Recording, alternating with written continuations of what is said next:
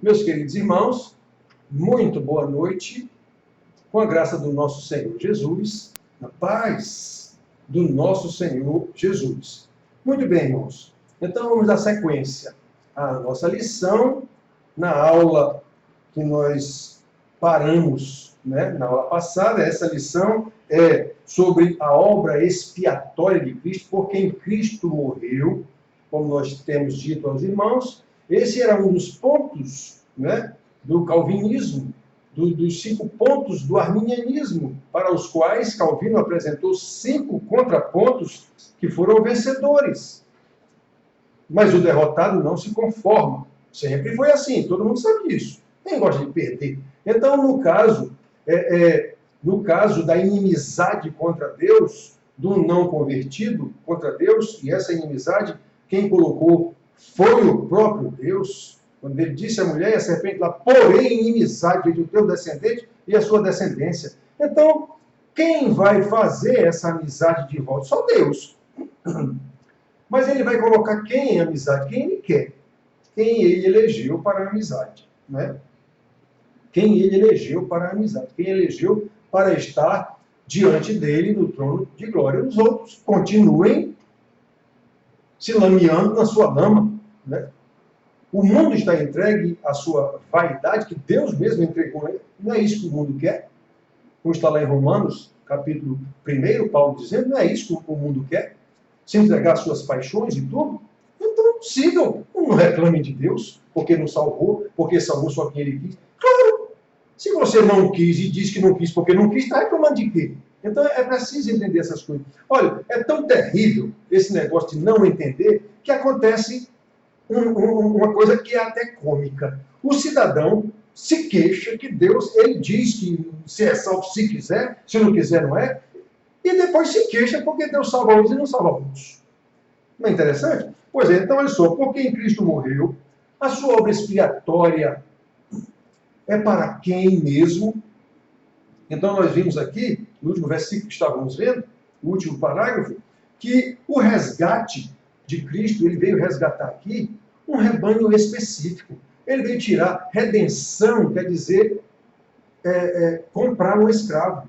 Esse termo redenção vem do mercado de escravo. Os escravos estão ali todos presos e alguém chega lá e redime quem ele quer. Ele chega lá e diz, eu quero esse aqui, esse aqui. E era até um ato religioso, tem que pagar para o sacerdote para tirar o camarada daqui. Então, é daí que vem essa palavra redenção. Então, irmãos, é um rebanho específico do qual nem todos fazem parte. Se é um rebanho específico, então tem gente do rebanho que não faz parte desse rebanho aqui. Tá certo? Então, digamos assim, para a gente entender, um campo inteiro cheio de ovelhas, ou bode, ou sei lá o quê, e o cidadão chega, eu quero essa aqui, essa aqui, essa aqui, essa aqui, essa aqui. Separe para cá. É isso. Então, irmãos, eu conheço as minhas ovelhas e elas me conhecem a mim. Nós terminamos falando sobre isso aqui, ele dizendo isso, que eu sou um bom pastor, conheço as minhas ovelhas e elas me conhecem a mim, assim como o Pai me conhece a mim e eu conheço o Pai e dou a minha vida pelas ovelhas. Então, irmão, nós terminamos a aula passada, eu falando, olhem a profundidade dessa revelação de Jesus com relação às ovelhas que ele veio salvar, com relação às pessoas que ele veio salvar. Não foi o mundo todo. Não foi o mundo todo. Nem a igreja, dita igreja evangélica, nem ela se enquadra nisso aqui. Como nós sabemos, e como a palavra afirma, pouquíssimas pessoas dentro da dita igreja evangélica entendem isso aqui com a profundidade que o caso requer. Do Senhor Jesus dizer que ele conhece as suas ovelhas, elas o conhecem do mesmo jeito que o Pai o conhece e ele conhece o Pai. É por elas que ele deu a vida. Irmãos, isso é de uma profundidade maravilhosa. É uma glória muito grande ter esse conhecimento e entender esse conhecimento, não apenas intelectualmente. Então vamos seguir aqui, irmãos. Os que não fazem parte desse rebanho, do rebanho de Jesus, não creem assim. E Jesus deixa claro o motivo. Então, qual é a dificuldade de entender isso aqui? Jesus explica tudinho isso que eu estou dizendo aqui. Não estou ensinando nada para ninguém, não. Jesus ensinou. Aqui, ó. Mas vós não creem, Olha o versículo aqui mais na frente um pouquinho, 27, o 26 e o 27. Aqui mesmo, onde ele estava ensinando os fariseus, aqui sempre pegando no pé dele, isso era eles que ele estava dizendo aqui, ao povo, as multidões que estavam atrás dele o tempo todo, atrás de milagre e tudo. Mas vós não credes, porque não sois das minhas ovelhas. Pois é, irmãos. Lá no capítulo 8 daqui de João, versículo 43 e 44, ele diz isso claramente aos fariseus. Sabe por que vocês não entendem as minhas palavras? Sabe por que vocês não compreendem o que eu digo? Exatamente por causa disso. Porque vocês não são das minhas ovelhas. Vocês são filhos do diabo, que é vosso pai. Meu Deus do céu. Não pode haver uma declaração mais terrível do que essa de Jesus, o próprio Deus, já dizer para o cara, você está no inferno, meu amigo. Então ele diz aqui para esses também. Ele está dizendo quem são suas ovelhas. São essas que conhecem a mim. E eu as conheço, é por elas que eu dei a vida. Eu as conheço e elas me conhecem do jeito que eu conheço o Pai e o Pai me conhece. É essa a medida da coisa. E ele está dizendo, mas vós, aquela multidão que estava lá capitaneada pelos fariseus, mas vós não credes porque não sois das minhas ovelhas. As minhas ovelhas ouvem a minha voz, eu as conheço e elas me seguem. Meu Deus do céu! Mais uma vez, declarações terríveis que a gente não consegue ver a terribilidade de uma declaração dessa. Vocês não creem porque não são das minhas ovelhas. Essa parte aí tudo bem, a gente já vem dizendo. Agora, olha a segunda parte. As minhas ovelhas, o 27. As minhas ovelhas ouvem a minha voz, eu as conheço e elas me seguem. Irmãos, esse versículo é terrível, esse 27. Terrível, terrível, terrível. Em que sentido? Se você está numa igreja, seja ela que denominação que for, e o pastor que está lá, mestre, professor, apóstolo, seja lá qual for o nome que se lhe dê, se ele não estiver ensinando a palavra de Deus com integridade, se ele estiver ensinando de uma forma falsa, ele está ensinando para lhe agradar. Na verdade, ele está só dizendo que Deus lhe abençoa, que ele abençoa o tempo todo, que quase 100% das pregações são assim. Quase 100% das pregações são assim. De qualquer denominação. Então, se você está gostando de ouvir uma pregação dessa, o Senhor Jesus está dizendo aqui que você não é ovelha dele. As minhas ovelhas ouvem a minha voz. Eu as conheço e elas me seguem. Então, se você está seguindo, através de uma igreja dita evangélica, um pastor que não prega a palavra de Deus com integridade, como ela deve ser ensinada, eu tenho que lhe dizer isso. Esse versículo aqui garante que você não é ovelha do Senhor Jesus Cristo. Irmãos, eu vou falar de novo da pregação do velhinho.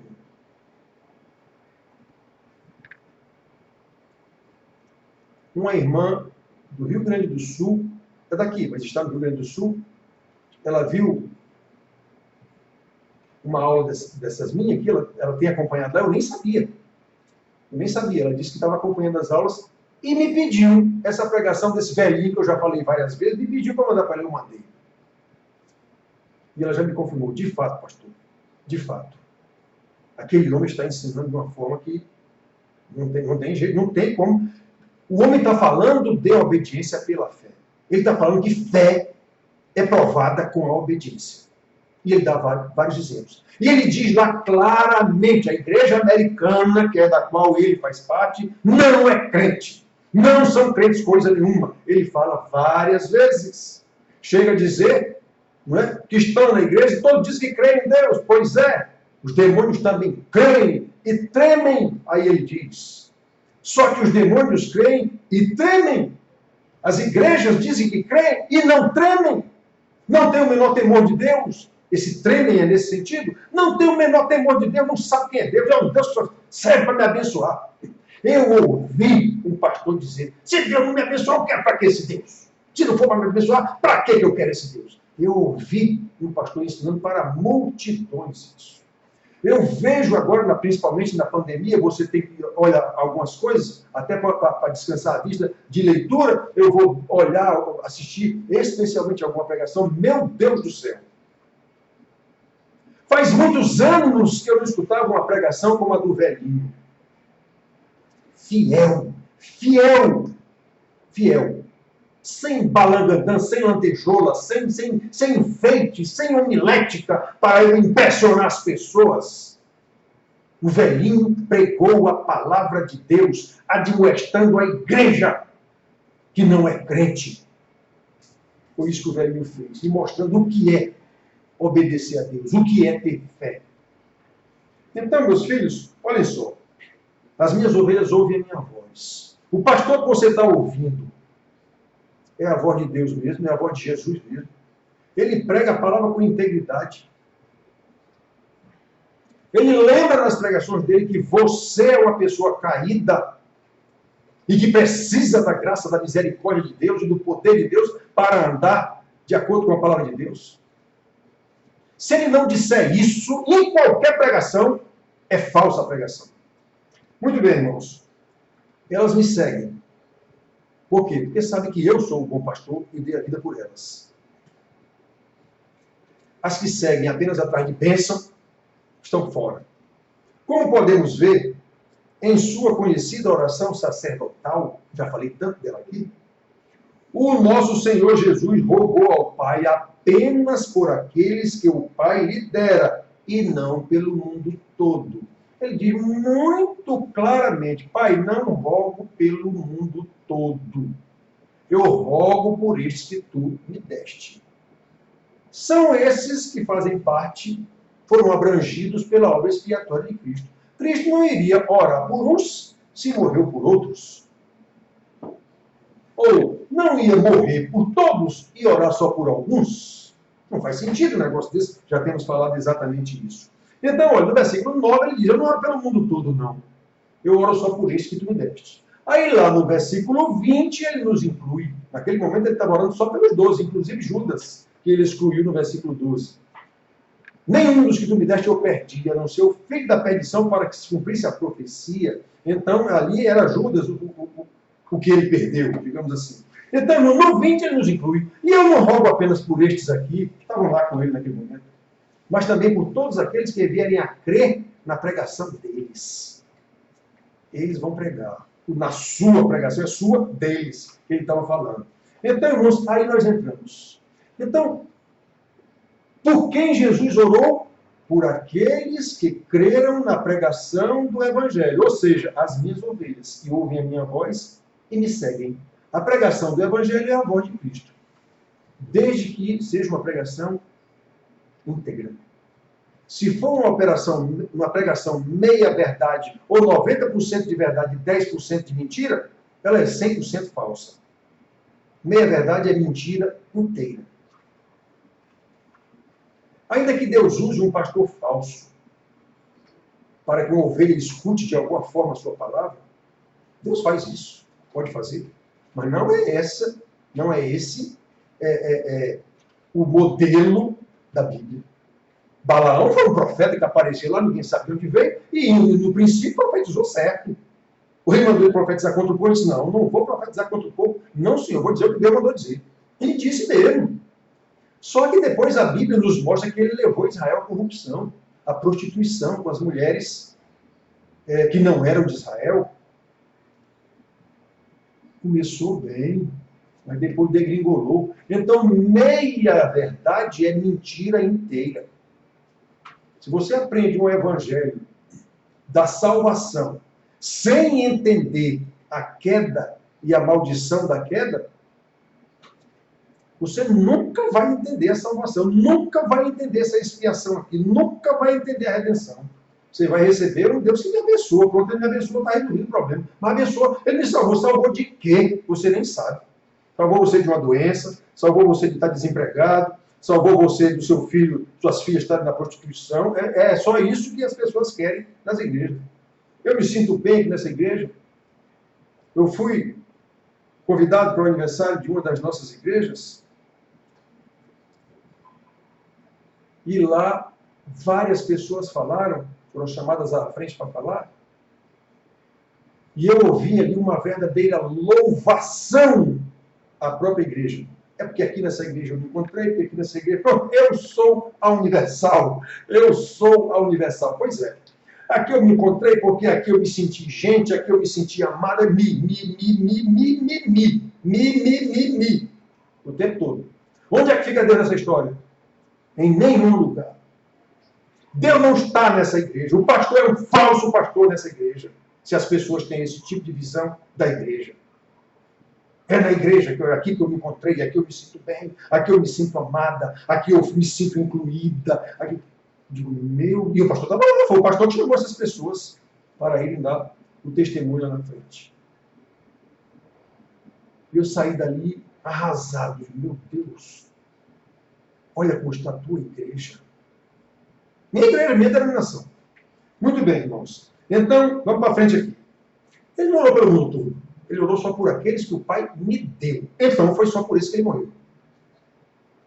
Ora, se Jesus rogou, o texto, se Jesus rogou apenas por aqueles que pertenciam ao Pai e que foram resgatadas desde a eternidade, foram eleitas desde a eternidade para ser resgatadas, obviamente os outros não foram alvo do resgate eterno de Deus.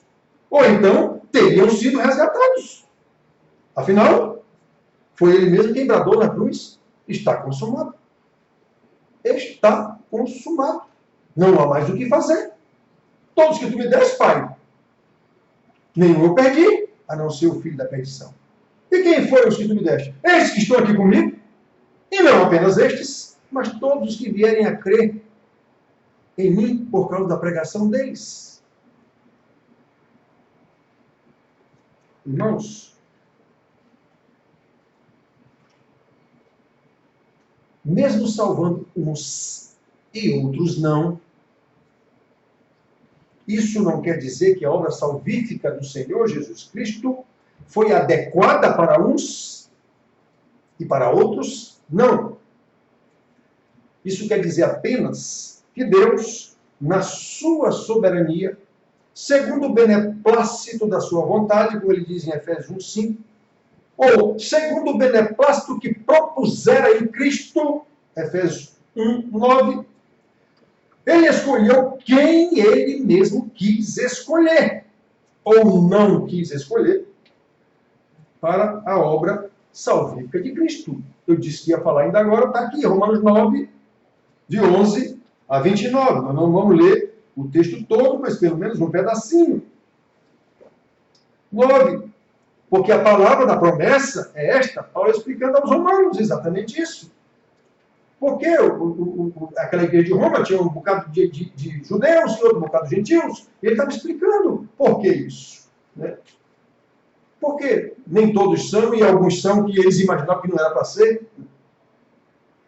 Porque a palavra da promessa é esta.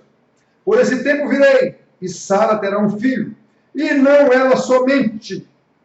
Aliás, é 9 de 11 em diante. E ainda não eram os gêmeos nascidos, nem tinham praticado bem ou mal, para que o propósito de Deus quanto à eleição prevalecesse, não por obras, mas por aquele que chama. Eles não tinham nem nascido, e já foi dito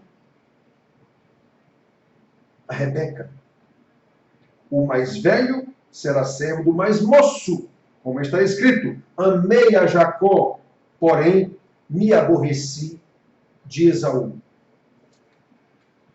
Irmãos, aqui está dizendo um pouco antes que ele escolheu Jacó antes. Ele não tinha nem praticado nada. Então, esse me aborreci aqui dá a entender para a gente que foi Esaú que deu causa a Deus se aborrecer dele, como no caso lá de Caim também. Lá está dizendo que Deus se agradou de Abel e do seu sacrifício. E não se agradou de Caim e do seu sacrifício. Não foi por causa do tipo de sacrifício, como eu já vi pastor pregando aos montes. Foi não. Ele se agradou de Abel e por isso se agradou do seu sacrifício também. Não se agradou de Caim e por isso não se agradou do seu sacrifício também. Olha, eu tive um professor no meu seminário, eu estudei em 2 seminários batistas. Eu tive um que Eu digo, mas de onde esse homem tirou isso, meu Jesus do céu? Ele dizendo que essa briga entre criadores e agricultores, pecuaristas e agricultores, já veio lá de Caim e Abel. Abel era agricultor, era criador, Caim era agricultor, sei lá. Sei que ele disse que a briga começou de onde esse homem tirou isso, meu Jesus? Então já vi pastor dizer que Deus se agradou do sacrifício de Abel, porque Abel ofereceu o sacrifício, e Caim não, Caim trouxe dos frutos da terra. Não tem nada a ver. Ele se agradou de Abel e do seu sacrifício. Não se agradou de Caim e do seu sacrifício. Não foi pelo sacrifício, foi a pessoa. Não é porque, é para quê. Né? Então, irmãos, olha aqui, diz que Deus me aborreci de Esaú. Não foi Esaú que deu causa para Deus se aborrecer dele, não. Ele não elegeu Esaú desde antes da fundação do mundo. É isso que quer dizer isso aqui. Né? Que diremos, pois? Os que questionam Deus, a injustiça da parte de Deus? De modo nenhum. Pois ele diz a Moisés, terei misericórdia de quem me aprouver ter misericórdia e compadecer-me-ei de quem me aprouver ter compaixão. Meus irmãos, olhem só. Não entender essa explicação que Paulo deu aqui aos Romanos, não pode haver outra explicação. Se a pessoa sabe ler, é alfabetizado minimamente e sabe ler, e não entender essa explicação aqui, dessa obra expiatória de Cristo, para quem é que essa obra expiatória? É para quem Deus, Jesus veio salvar, a quem Deus elegeu. Se não entender isso aqui, não há outra explicação a não ser, não é um eleito de Deus. Por isso que não entende. Então, irmãos, aí como eu estou dizendo, uma pessoa que não entende isso aqui, como eu entendo, não é meu irmão. Mas não é mesmo. Não é mesmo. Não é ovelha de Cristo, como ele diz. Então, irmãos, vai até o 29, versículo 9, do 11 ao 29. Está mostrando aqui, na sua soberania, Deus, conforme o beneplácito da sua vontade, escolheu quem ele quis. E não escolheu quem ele quis também. Como está dito aqui no caso de Esaú, Jacó e Esaú. A salvação pertence a Deus. Jonas 2,9, lá no vento do peixe diz. Ao Senhor pertence a salvação. Ele sabia que estava numa roubada, como se diz, no vento de um peixe. Diz, Senhor, a salvação pertence a ti. Não há outra maneira. Não há como. Ele precisava ser salvo. Ele sabia disso. A salvação pertence a ti, Senhor. Não tem outro jeito. Ele tinha algum jeito para fazer isso? Portanto, somente a justiça de Cristo, o mérito da sua obediência e morte são coisas necessárias, adequadas e suficientes para a justificação de todos e de cada um ser humano, conforme o desígnio eterno de Deus. O beneplácito da sua vontade, ou o beneplácito que propusera em Cristo Jesus. É exatamente isso aqui. A dignidade de Jesus é total, a sua morte é total e é adequada, ela é suficiente para todo mundo, mas não foi o beneplácito de Deus salvar todo mundo. Apenas os que ele quis. As minhas ovelhas. Conforme o desígnio de Deus. Aqueles que o Pai me deu. Aqueles que o Pai me dá. Ninguém pode vir a mim se não for o Pai que me dê. E aqueles que o Pai me dá, ninguém o tira da minha mão. Nessa frase de Jesus, nesses versículos de Jesus, está a doutrina da expiação limitada e está a doutrina da perseverança dos santos. Nesse versículo eu disse agora. Ninguém pode vir a mim se o Pai não o trouxer. E aqueles que o Pai me der, ninguém pode vir a mim se o Pai não o trouxer. Expiação limitada, é só aqueles que o Pai deu. E aquele que o Pai me dá, ninguém o arrebata da minha mão. Perseverança dos santos. Não tem como perder a salvação. Muito bem, irmãos. Jesus cumpriu todas as condições do pacto da lei de Moisés, materializadas nessa lei de Deus através de Moisés, que foi entregue aos homens, não é? Através de Moisés. Mateus 5,17, lá nas bem-aventuranças, começa em Mateus 5, ele diz isso, lá no Sermão do Monte. Ele diz isso, 5:17. Não penseis que vim revogar, em alguns tem abrogar, a lei ou os profetas. Eu não vim desdizer nenhum deles. Eu não estou ensinando nada novo. Eu não vim advogar, não vim revogar. Eu vim exatamente para cumprir. Só ele. Lembram? Porém, inimizade entre o teu descendência e a sua descendência. Pois é. Só ele é capaz de quebrar essa inimizade. Através de quem? Através de Jesus, que é a propiciação. Essa palavra propiciação que a gente passa a vida inteira escutando na igreja e o pastor não diz o que é tornar favorável. Nós estamos em inimizade contra Deus e Deus contra nós. E Deus contra nós. Ele disse para Israel várias vezes, eu estou contra vocês, eu quero ver agora quem é que vai livrar vocês da minha mão. Como Nabucodonosor diz lá, quem pode livrar alguém da mão desse Deus de Daniel?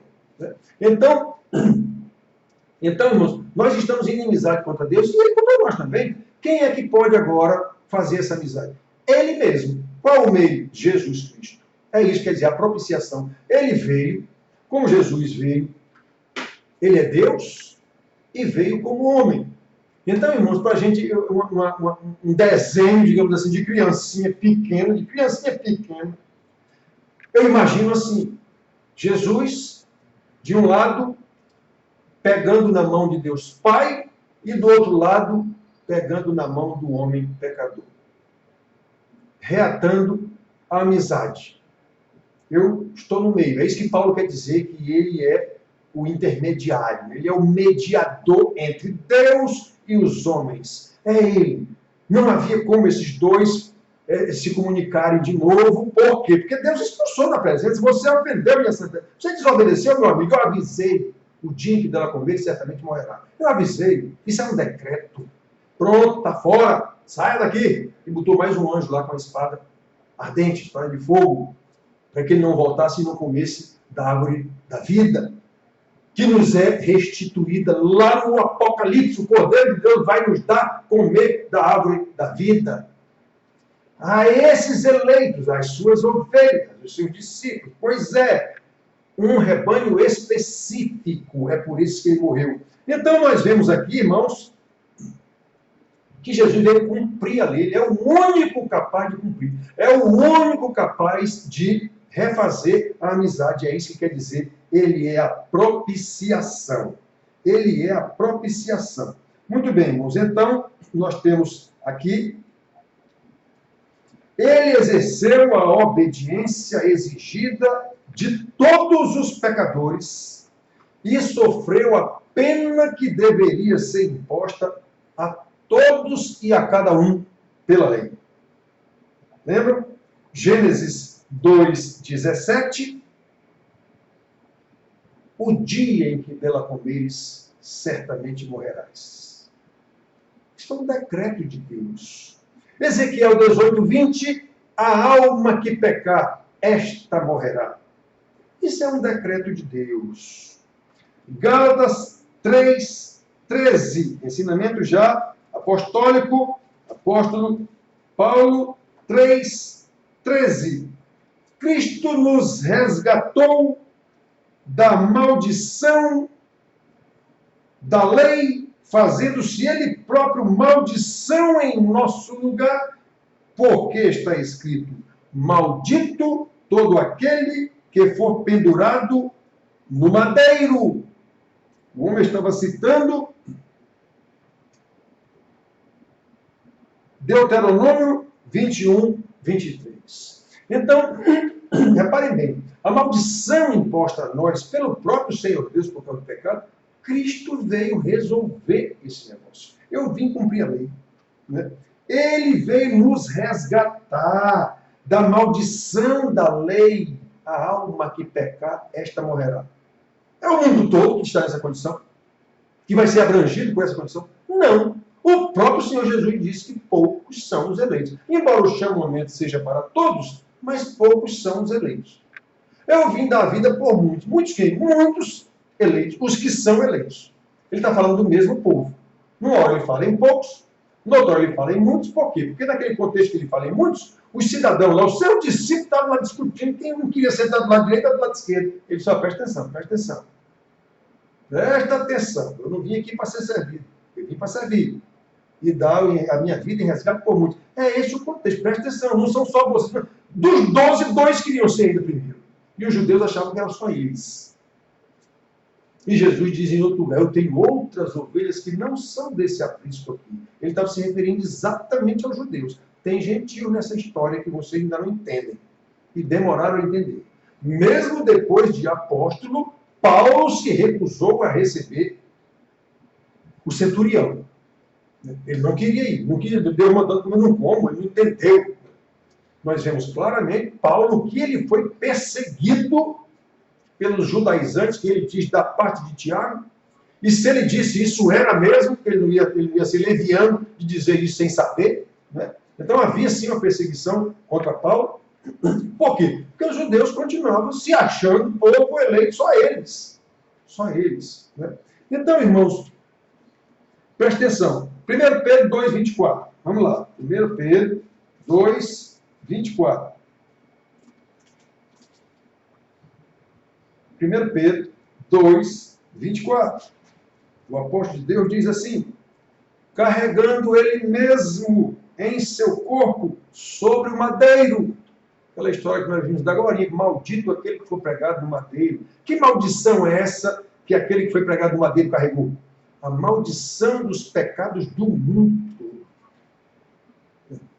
Agora, para a salvação, só os eleitos vão entender isso. Os outros vão achar isso uma loucura, como Paulo diz. É loucura, a palavra da pregação do Evangelho é loucura, mas é loucura para os que se perdem. Para nós, os salvos, é o poder de Deus. Então, Pedro aqui dizendo, carregando ele mesmo em seu corpo, sobre o madeiro, os nossos pecados, para que nós, mortos aos pecados, vivamos para a justiça, por suas chagas fostes sarados. Então, esse versículo de Pedro aqui, irmãos, deixa claro, olha o que eu já ouvi de pastor, inclusive nossos, dizendo que Jesus levou nossas doenças na cruz, nossas enfermidades, porque está escrito lá em Isaías, mas meu Deus do céu. O homem ali está se referindo a enfermidades, pecados, doenças, o que for, consequência do pecado. O negócio é pecado. A Bíblia trata mais de pecado. Deus curou para mostrar que Ele tem poder sobre qualquer coisa. Ressuscitou para mostrar que Ele é Deus. Ele pode, eu mato, eu firo, eu mato, eu faço viver, eu firo, eu saro a ferida. O Pai ressuscita, dá vida a quem quer, e eu também a quem eu quero. Jesus disse isso. Então, Deus está lá interessado. Jesus ia morrer numa culpa da minha doença física, Ele curava de lá mesmo. E se Ele curava de lá mesmo, como curou? Antes. Ele curava de lá mesmo. Não precisava Jesus se fazer homem e vir aqui morrer. Não, Ele veio aqui para ser a propiciação dos nossos pecados. Olha, traduzindo aqui. Né? Olha, carregando Ele mesmo em seu corpo, sobre o madeiro, os nossos pecados. Não foi nossas enfermidades, não foi nossas doenças, como eu já vi. O que eu já vi de pastor dizendo isso, foi de pastores nossos. E Jesus vai lá carregar a doença de ninguém em cruz.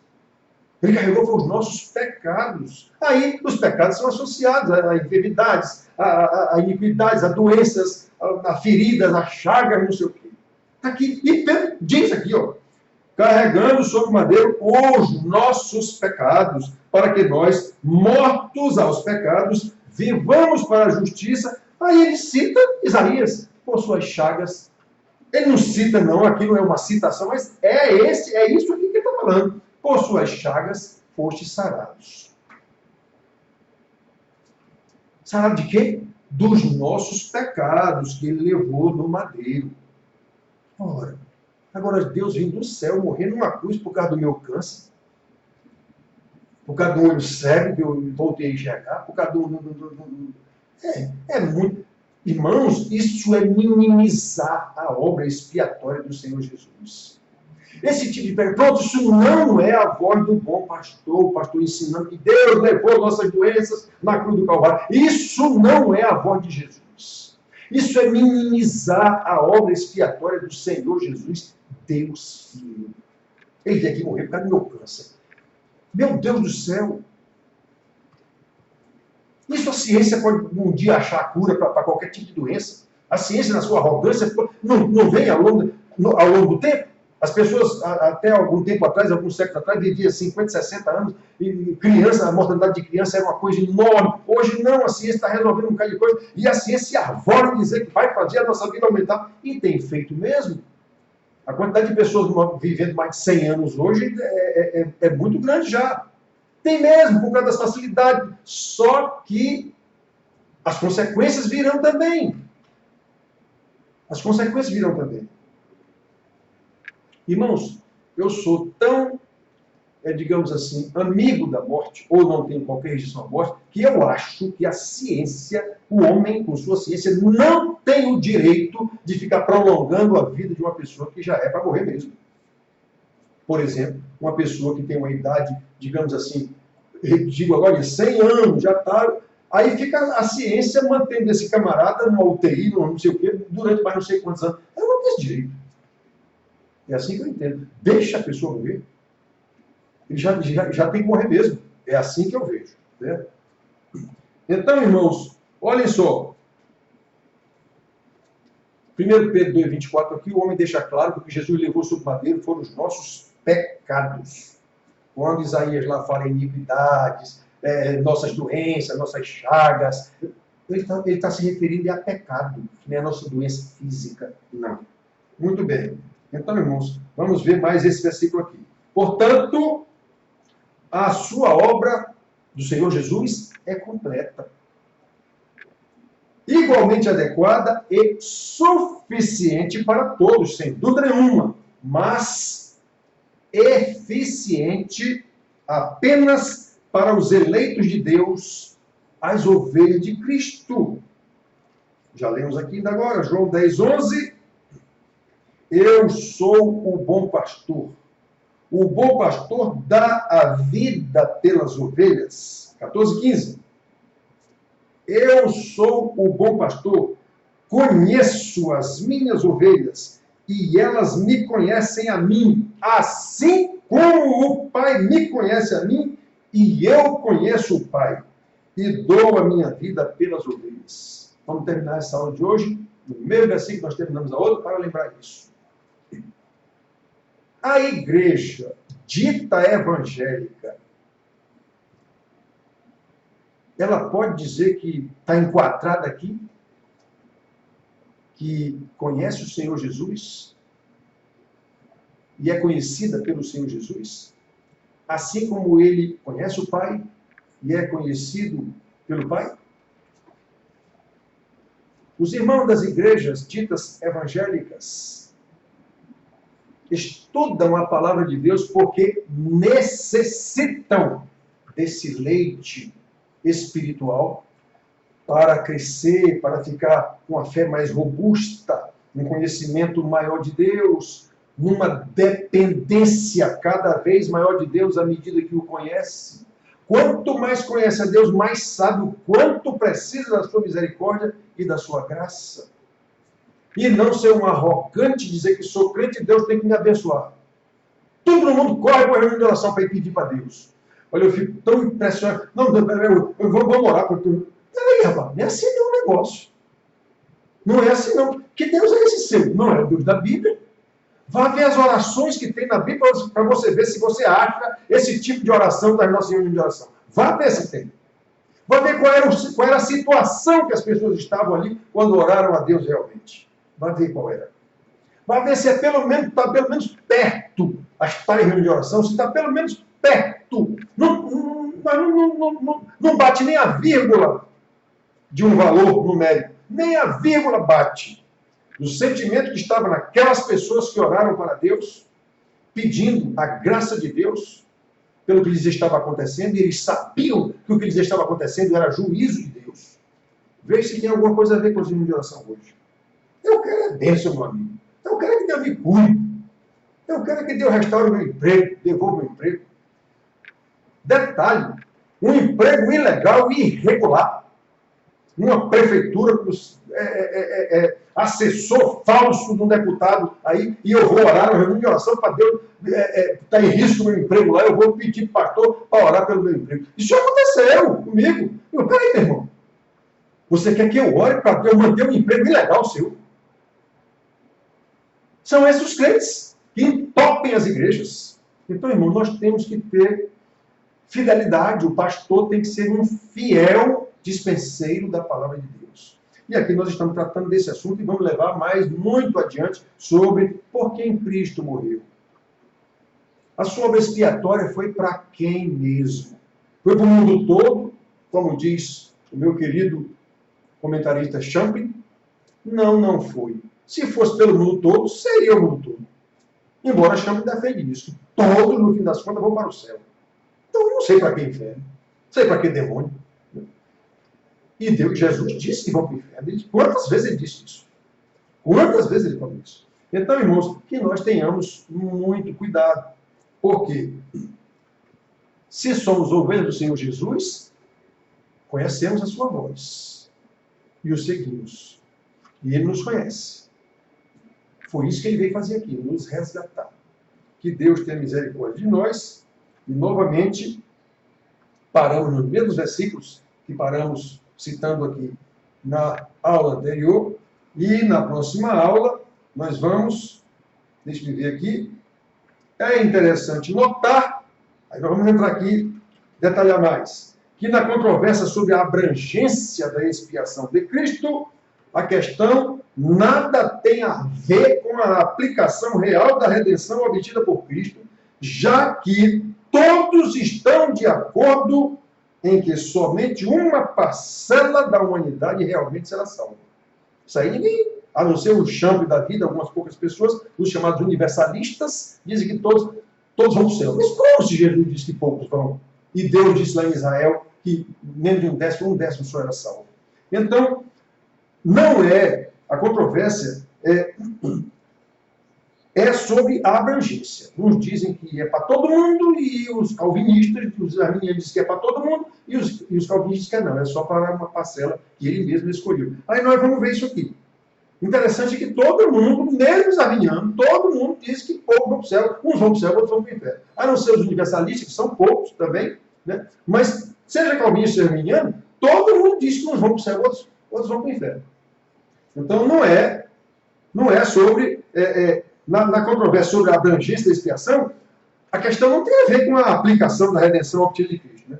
Todos sabem que alguns vão, outros não vão. Só que o camarada diz que vai quem quer, mas eu quero. Ele nunca disse que não quer. Eu vou contar, inclusive, depois uma história que aconteceu comigo no seminário sobre isso aqui. Então vamos parar aqui, irmão. Vamos começar aqui. Ó.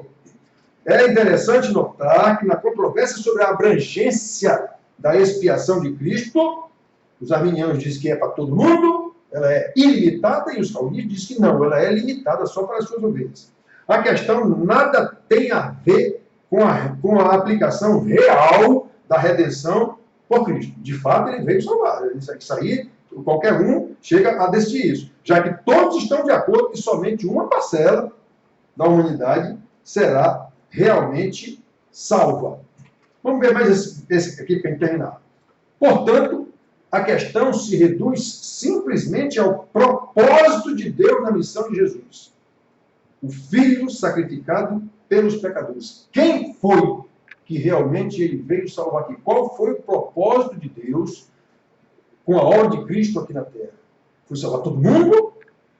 Foi salvar quem quer ser salvo? Ou foi salvar quem ele elegeu para a salvação dele e a eternidade? É disso que nós estamos tratando. Então, que Deus nos abençoe, irmão. Nós vamos começar a próxima aula dessa mesma lição, nós vamos mais para frente. Vamos começar aqui, nesses 2 slides aqui, e daqui a gente pega o fio da meada e vai mais adiante. Deus nos abençoe, irmãos. Deus nos cubra com a sua graça. Pela iluminação do Espírito Santo que ilumina os olhos do coração, como Paulo pede na sua oração lá em Efésios capítulo 1, 17, 18, 19, 20 em diante. Ele está rogando a Deus para abrir os olhos daqueles homens, para eles entenderem a magnitude da sua salvação. Então, assim, nós oramos também pedindo a Deus a mesma graça, né? A iluminação do mesmo Espírito, para que andemos como todas as ovelhas do Senhor devem andar, para o louvor da sua glória. Amém.